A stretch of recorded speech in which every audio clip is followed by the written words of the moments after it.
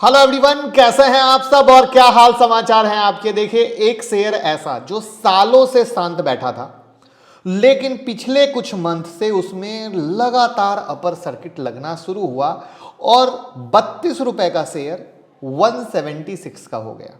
यानी पूरा माल पंप हुआ और उसके बाद वापस से डंप करके 176 से उस शेयर को पटक दिया गया, लो बनाया गया 62 रुपीज के पास का।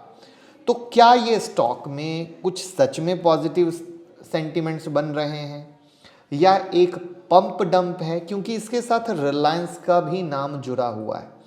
2005 से फ्लैट कंडीशन में था, अब वापस से ये जो आग लगी है वहां पर क्या कह रहा है फाइनेंशियल, किस तरीके से ये एक रैली आगे परमानेंट होगी या जस्ट एक बबल की कहानी है, इन सबको देखने की बात है। यहां पर इस स्टॉक की सबसे ज़्यादा क्वेरी आई थी और इसको हमने डिटेल एनालिसिस बनाने की कोशिश की, क्योंकि हम जानेंगे कि 2004 के बाद से कंपनी के शेयर डाउन क्यों हुए, कंपनी दिवालिया क्यों हुई, फिर अपने बिजनेस में क्या क्या इन्होंने चेंज किया जिसके कारण ये वापस से ऊपर की तरफ चल रहा है। तो मैं मुकुल अग्रवाल आपका आप ही के YouTube चैनल में स्वागत करता हूं। जो भी नए लोग हो चैनल को सब्सक्राइब करें, बेल आइकॉन हिट करें, रात के 8:30 बजे का शो कभी मिस ना करें, जहां देते हैं कुछ ट्रेड आप कमा सकेंगे। और स्टॉक मार्केट की किसी भी ब्रेकिंग न्यूज़ के लिए ट्विटर और टेलीग्राम से जुड़ जाइए, सारी ब्रेकिंग न्यूज़ सबसे पहले सिर्फ आपको मिलेगी।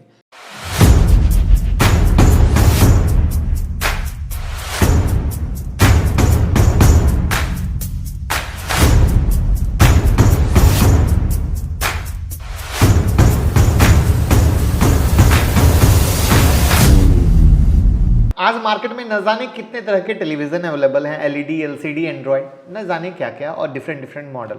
अगर हम 1990 के दशक में जाएं तो टीवी के लिए बहुत ही लिमिटेड ब्रांड होते थे, बहुत ही लिमिटेड मॉडल होते थे और उस टाइम पीरियड में देश में एक ब्रांड का बोलबाला था, वो था बीपीएल, सबका भरोसेमंद। टाइम के साथ इनका मार्केट शेयर डाउन होता गया, लेकिन क्यों हुआ इसे समझने के लिए पहले इनकी हिस्ट्री को समझना पड़ेगा। देखिए, बीपीएल यानी ब्रिटिश फिजिकल लेबोरेटरीज सन 1963 में केरल में शुरू हुई। कंपनी के फाउंडर टीपीजी थे। शुरुआत में कंपनी इंडियन आर्मी के लिए hermetically sealed precision panel meter बनाने का काम करती थी। उसके बाद कंपनी ने अपने प्रोडक्ट में बदलाव किए, हाई क्वालिटी इलेक्ट्रॉनिक प्रोडक्ट के सेगमेंट में इन्होंने मैन्युफैक्चरिंग शुरू की। 1982 में एशियन गेम के शुरुआत होने के साथ ही बीपीएल ने टेलीविजन और टेलीकम्युनिकेशन इक्विपमेंट मैन्युफैक्चरिंग करना शुरू किया, क्योंकि उस समय देश में टीवी की डिमांड बहुत तेजी से बढ़ रही थी और कंपनी को लगा ये फ्यूचर का बिजनेस है, इसमें कदम डालना चाहिए। इसके लिए उन्होंने क्या किया, जापान की एक कंपनी सानियो इलेक्ट्रॉनिक्स से 1982 में 50-50 का वेंचर किया, ताकि देश में टीवी मार्केट पर कब्जा किया जा सके। बिजनेस चल निकला, काफी तेजी से भागा। 1990 आते आते company monthly 10 lakh TV set बेचने लग गई। इसी साल कंपनी ने 4300 करोड़ का एनुअल रेवेन्यू जनरेट किया, जिसकी आज की डेट में वैल्यू 2.2 बिलियन अमेरिकी डॉलर के बराबर है। उस समय देश में सिर्फ 10 से 15 ही कंपनियां ऐसा रेवेन्यू जनरेट कर पाती थी, यानी बीपीएल के लिए गोल्डन टाइम पीरियड था।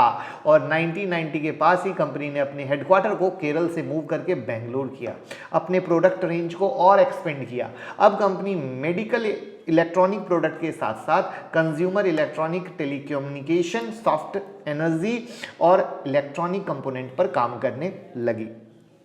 1990 के दशक में इंडियन इकोनॉमी काफ़ी अच्छी ग्रोथ कर रही थी और तेजी से एक्सपेंड कर रही थी। इकोनॉमी के ग्लोबलाइजेशन और लिबरलाइजेशन होने के बाद कुछ विदेशी ब्रांड ने इलेक्ट्रॉनिक मार्केट में एंट्री मारी और वो नाम थे एलजी और सैमसंग जैसे कोरियन ब्रांड ने अपने सस्ते और ज्यादा फीचर वाले प्रोडक्ट से बीपीएल को पीछे छोड़ना शुरू कर दिया।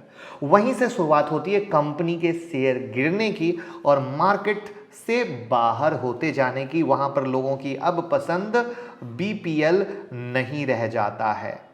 अब गिरा क्यों? तो 1980 के आसपास में कंपनी में जापानीज कंपनी से जो पार्टनरशिप की थी वो जापान में आई भूकंप के कारण 2004 में काफी घाटे में चली गई, जिसका सीधा असर बीपीएल के प्रोडक्शन और उनके बिजनेस ऑपरेशन पर पड़ा और इंडिया में बीपीएल ने अपने मार्केट शेयर को लूज कर दिया। 2005-6 के सेकेंड क्वार्टर में कंपनी ने 34 करोड़ का नेट लॉस उठाया, जो आज की डेट में लगभग 95 करोड़ के बराबर है। 2007 में सानियो बीपीएल वेंचर के फेल होने के बाद सानियो बीपीएल का एट्रिशन रेट 70% था। अब बीपीएल अपने बिजनेस को हेल्थ केयर बिजनेस ग्रुप की तरह मार्केट में लाना चाहती है।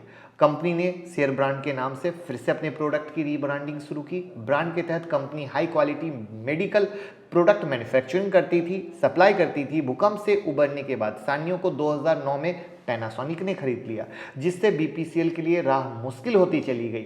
लेकिन फिर भी 2015 आते आते कंपनी अपने बिजनेस को एनर्जी, हेल्थ, कंज्यूमर इलेक्ट्रॉनिक और होम सिक्योरिटी सिस्टम सेगमेंट में फैला चुकी थी और इसी साल कंपनी ने एज अ ऑनलाइन रिटेलर की तरफ फ्लिपकार्ट से टाई अप किया। 2016 में कंपनी ने एलईडी जैसे 32 इंच 40 इंच जैसे बहुत ही इकोनॉमिकल प्राइस में लॉन्च किए, जो फ्लिपकार्ट और अमेजॉन जैसे वेबसाइट पर काफी अच्छा परफॉर्म कर रहे हैं।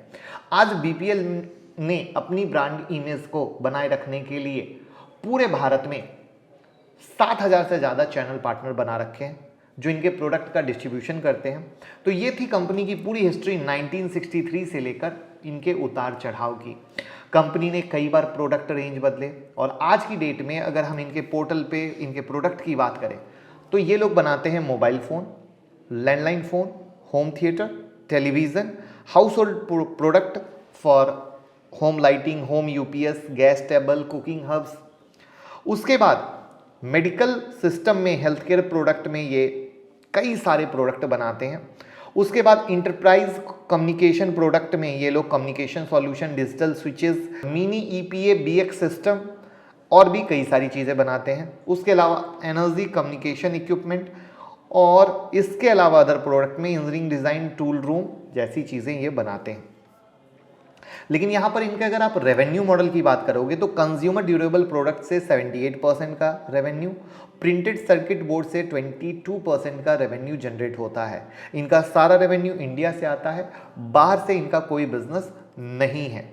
अब बात करते हैं उस न्यूज़ की जिसके कारण इस शेयर में पंप और डंप की कहानी हुई और वापस से एक माहौल बना हुआ है। इसी साल अगस्त में एक न्यूज़ आई कि रिलायंस ने बीपीएल और कैलविनेटर ब्रांड के प्रोडक्ट को मैन्युफैक्चर और मार्केटिंग करने के लिए लाइसेंस हासिल किया है। ये जॉइंट वेंचर होगा। इस पार्टनरशिप का उद्देश्य ये है कि बीपीएल के प्रोडक्ट को एक नई पहचान फिर से दी जाए। हालांकि देश में अगर आप टॉप 5 टीवी ब्रांड की बात करें तो उसमें बीपीएल एक नाम आता है। तो ये न्यूज़ थी जिसके कारण शेयर की पॉजिटिव न्यूज़ बनी, सेंटीमेंट बना, हवा बनी। हालांकि ठीक इसी तरह की कुछ पार्टनरशिप कंपनी ने 2015 में फ्लिपकार्ट के साथ की थी, TV, washing machine, air condition जैसे प्रोडक्ट बेचने के लिए। लेकिन कुछ इंटरनल प्रॉब्लम के कारण 2 साल में ही पार्टनरशिप खत्म हो गई।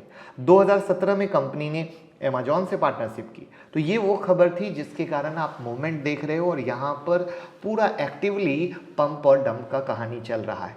अब देखने वाली बात ये होगी कि आगे ये किस तरीके से न्यूज़ निकल के आती है, बिजनेस किस तरीके से होता है, किस तरीके से कहानी निकल के आती है, वो एक आगे की कहानी होगी। लेकिन जो चीज़ पंप और डंप यहाँ पे हुआ है वो एक खतरे की घंटी है जिसे बिल्कुल इनकार नहीं किया जा सकता। अगर इनके नेट इनकम को देखोगे फाइनेंशियल ईयर 2018 में 7.35 करोड़ का था, लेकिन 2019 में डीप लगा सीधा 0.95।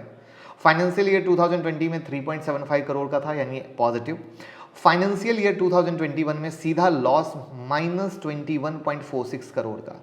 वहीं पर अगर हम इनके नेट इनकम को क्वार्टर ऑन क्वार्टर पे देखेंगे तो मार्च में भी लॉस है, जून में भी लॉस है, सितंबर में ही सिर्फ मामूली प्रॉफिट आया है यानी लॉस से रिकवर होके ये बाहर आए हैं। वहाँ पे इनका फ्री कैश फ्लो भी नेगेटिव था। फाइनेंशियल ईयर 2021 में माइनर सा पॉजिटिव आया है। तो इस बात में कहीं से कहने में ये दो राय नहीं है कि जब भी मार्केट में किसी भी बड़े जो कंपनियां इस तरह की डूबी हुई होती हैं और वहाँ पर किसी के खरीदने की बात आती है तो वहाँ पे ऑपरेटिव एक्टिव होकर पंप और डंप को करना शुरू करते हैं, क्योंकि loss making company suddenly profit generate नहीं कर पाती। वहां पे मार्केट सेंटीमेंट्स में चलता है तो कुछ दिन तेजी होती है, लेकिन उसके बाद मार्केट कहता है अब हमें ग्राउंड लेवल पे हकीकत दिखाओ, अब हमें ग्राउंड लेवल पे रेवेन्यू जनरेट करके दिखाओ, और वो देखना ही उसके फ्यूचर की दिशा को तय करता है। And that's the big reason यहां पर बीपीएल में काफी लोग फंसे, जिन्होंने हमारे साथ ये क्वेरी की, जो आप एक लाइव समझ पा रहे हैं। एंड आई होप आप समझ पा रहे होंगे। आप में से कौन कौन बीपीएल में फंसे जरूर बताइएगा, या इस तरह की किसी न्यूज के स्टॉक में फंसे हो तो भी कमेंट बॉक्स में बताइएगा, जिससे हर दिन जो नए लोग जुड़ रहे हैं वो समझ पाएं कि भैया समझदारी ही भला है, वरना हम कभी भी इस तरह के एक्सीडेंट के शिकार हो सकते हैं। तो मेरा ये मानना है बीपीएल पे हमें नज़र रखनी चाहिए, इससे बिल्कुल मैं इनकार नहीं करता हूँ। और वहाँ पे किस तरह के अपडेट आ रहे हैं, फाइनेंशियल आ रहे हैं, ऑर्डर आ रहे हैं, ये कितना रेवेन्यू जनरेट कर रहे हैं, उन चीज़ों को नज़र रखते हुए ही कोई डिसीजन लेंगे तो ज़्यादा अक्लमंदी रहेगी। तो ये था मेरा ओपिनियन। आपका क्या है ओपिनियन, ज़रूर बताएं और वीडियो को लाइक कमेंट शेयर कर दें। डीमेट और ट्रेडिंग अकाउंट की लिंक डिस्क्रिप्शन में है, भाई के साथ अकाउंट ज़रूर ओपन करें। अगर आपको लगता है आपके लाइफ में 1% का भी वैल्यू एडिशन है तो लिंक से अकाउंट ज़रूर ओपन करें। Thank you so much.